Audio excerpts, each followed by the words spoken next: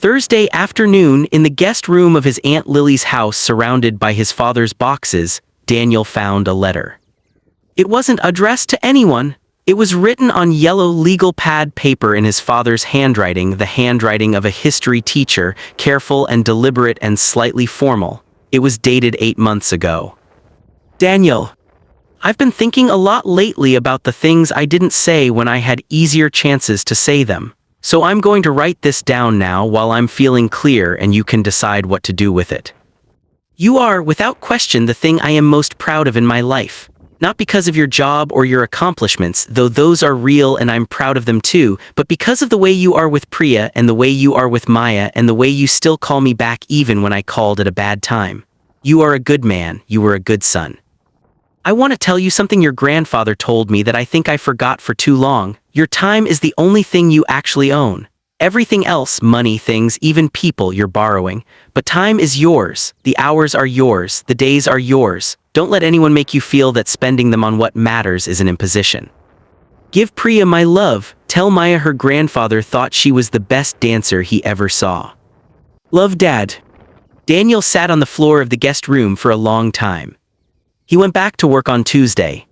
He dressed the same way he always dressed. He drove the same route. He parked in the same spot. He carried his coffee in the same travel mug, the one Maya had decorated with star stickers 2 summers ago. But something had shifted, something internal, architectural, and he knew it. And he suspected that everyone who saw him that morning knew it too, in the way people can feel these things before they can name them. He sat down at his cubicle. Above him, the fluorescent light flickered.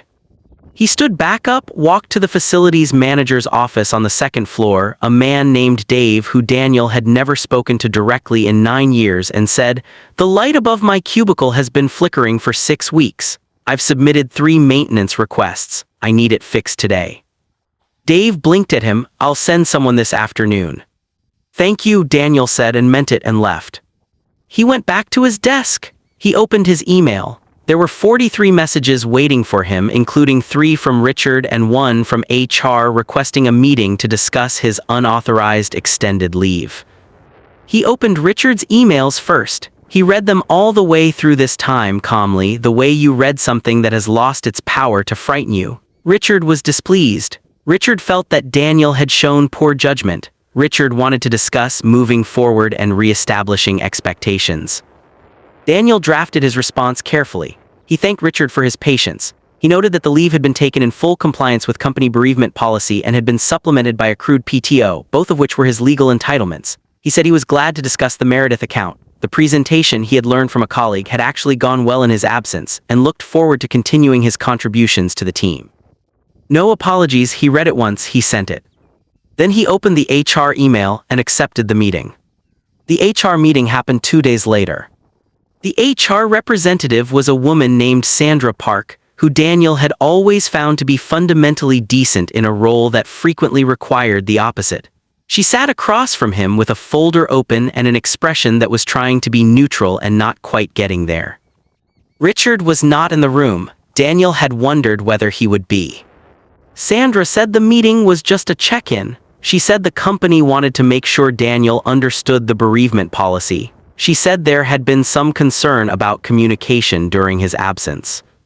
Daniel listened, then he said, "Sandra, I'd like to make sure I understand the situation accurately. I lost my father. I took 3 days of bereavement leave, which is the company's stated policy for immediate family, plus 2 days of accrued paid time off, for which I have 19 days available. Is there any part of that was against policy?" Sandra looked at her folder. Technically, no. "And the 2 PTO days, was there any formal objection submitted before I took them?" Richard expressed concerns informally.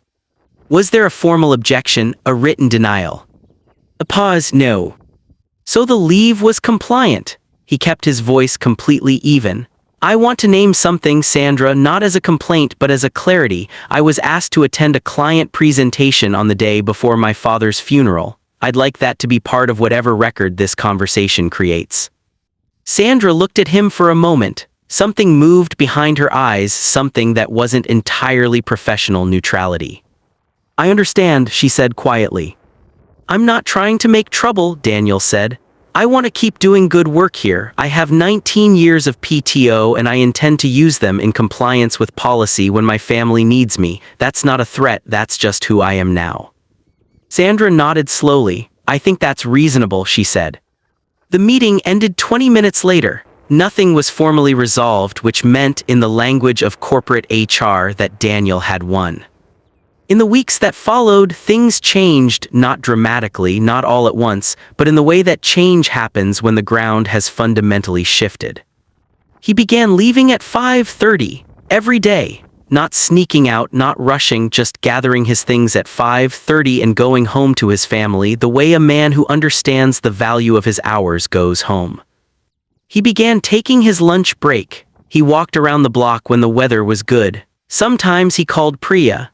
Once, he sat on a bench in the small park 2 streets from the office and did absolutely nothing for 45 minutes, and it was the most productive thing he did all day. He used 6 days of PTO to take Maya to see her grandparents on Priya's side, a trip they had been deferring for 3 years for reasons that now seemed incomprehensible to him. His daughter held a baby goat at a farm in Vermont. She talked about it for 3 weeks.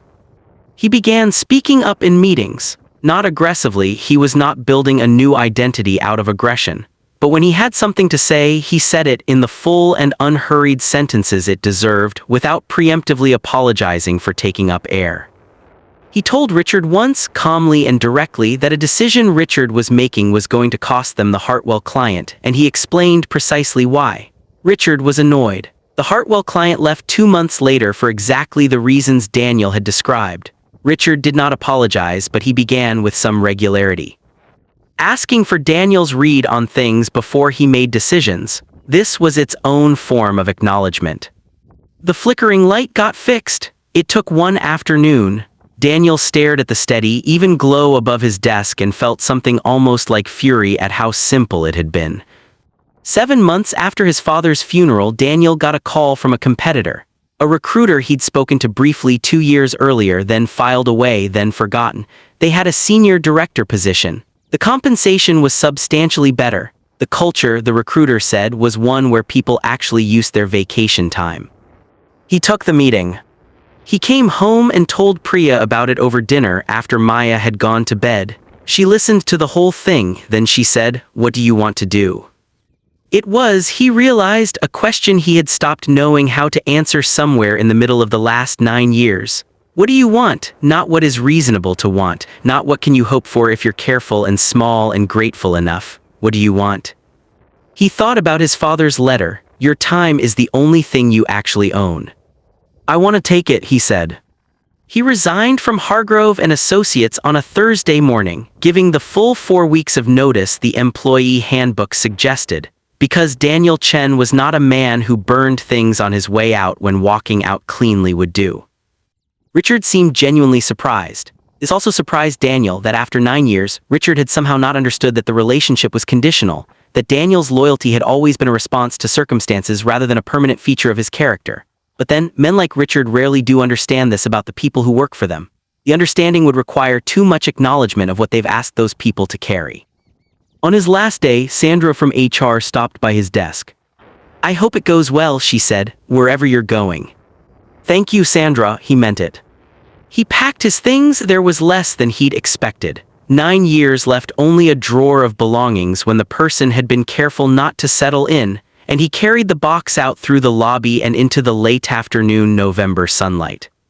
He sat in his car for a moment. He thought about his father, who had called every Sunday at 9 a.m. because the call itself was the thing.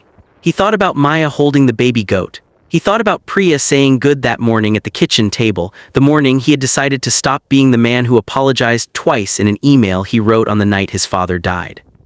His phone showed 5:17 p.m. He drove home. He was there in time to help Maya with her homework. She was struggling with fractions which seemed important to her, and which he found he genuinely enjoyed helping with, the small, clean satisfactions of a problem that has a right answer.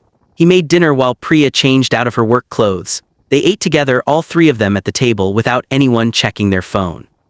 After Maya went to bed, Daniel sat on the back porch with a glass of wine and listened to the neighborhood sounds, a dog somewhere, a lawn mower in the distance, the particular quality of suburban quiet on a Thursday evening.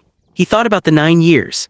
He did not regret them entirely. He had learned things, built skills, built relationships that would outlast the job. But he thought about all the Sundays he had spent half distracted, answering work emails on his phone while his father's voice came through the speaker. All the dinners he'd been late to, all the small presences he'd withheld from his own life, saving himself up for something that turned out not to need him the way he'd feared. His father had known. That was the thing about the letter. His father had seen it years before Daniel had tried gently in his history teacher way to say, "Your time is yours. Stop giving it to people who will never understand what you're giving them." Daniel Chen finished his wine. He went inside. He locked the door. On Sunday morning at 9 a.m., his phone did not ring. He sat with that for a while, the specific silence of an absence where a presence used to be. Then he went downstairs, started the coffee, and when Maya patted down in her pajamas, still half asleep, and climbed into his lap without asking, he held her there in the morning quiet for as long as she wanted to stay. He was not going to be the kind of father whose children had to schedule time with him through an approval process. He was not going to be the kind of man who apologized twice for needing things that were already his. He was going to answer when the people he loved called, on Sundays and Tuesdays and 3 a.m. and every ordinary Wednesday in between. He was going to be here. That was the thing he had taken back, not the vacation days, not the title, not the leverage in a room with an HR representative. Those were just evidence. What he had taken back was the understanding that his life was his own, that it had always been his own, and that the only real theft had been the years he'd spent believing in some quiet and unfought way that it wasn't. He poured Maya her orange juice. He started making breakfast. Outside, the morning was cold and clear and fully present, the way mornings are when you're finally there to receive them.